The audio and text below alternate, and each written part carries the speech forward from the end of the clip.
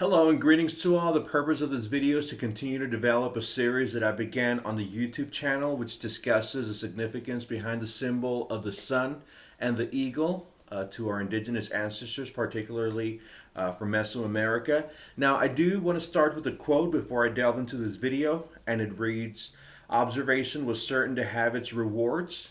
Interest, wonder, and admiration grew, and the fact was appreciated that life was more than mere human manifestations." Now, I've known this saying for a while. It comes from our Lakota brothers and sisters. However, as I was looking for this quote, to come up with the exact verbiage, I did come up with this other one, which is a little shorter, which states, "Observation is the greatest source of wisdom."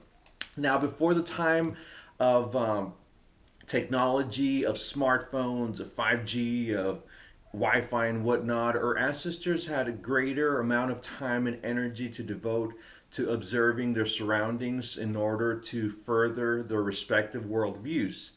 Whenever we endeavor to decolonize and re-indigenize, it is of utmost importance for us to learn to disconnect from the machine, so to speak, every so often in order to engage in a spirit of observation of these concepts that are occurring all about us, and in order to remain in better control of our daily lives. Now, the eagle as a symbol is of invaluable significance to our Native American brothers and sisters, particularly of the north of the U.S. and Canada.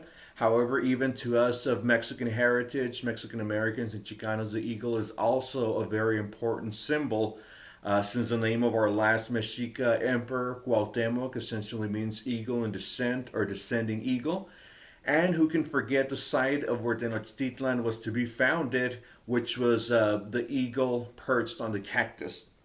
So as you can see, there is a connectedness that we must harbor and we must feed every day through our decolonizing efforts. Now, in the spirit of observation of our ancients, we notice a lot of these symbols like the reemergence of the sun, the flight of the eagle, which inspired many a myth. The mythology of our ancestors might be considered mumbo jumbo, even devilry from a Christian perspective, point of view.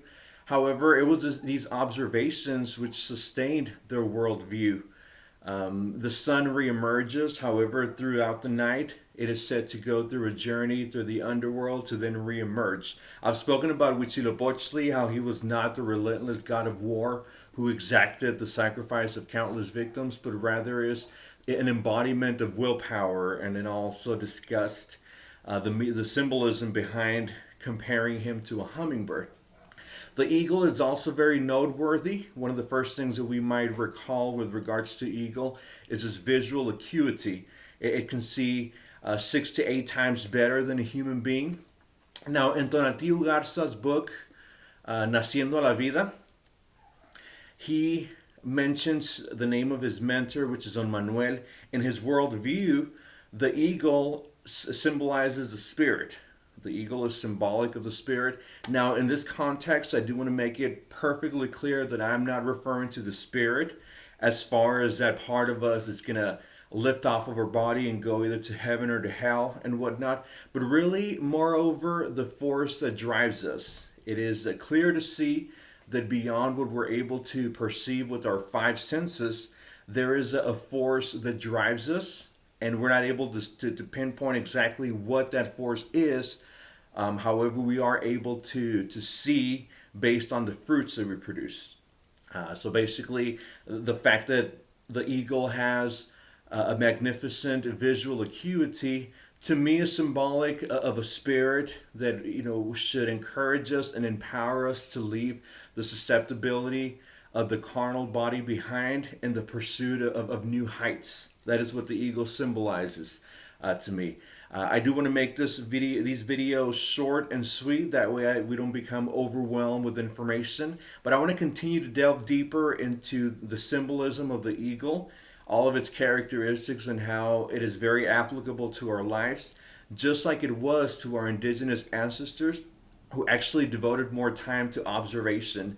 Let's break away from the machine. Let's put our smartphones down. Let's put our laptops or tablets down and just go out there and behold the beauty of nature, which was created for us to cherish and admire. We're pretty much very dependent of nature, since nature feeds us.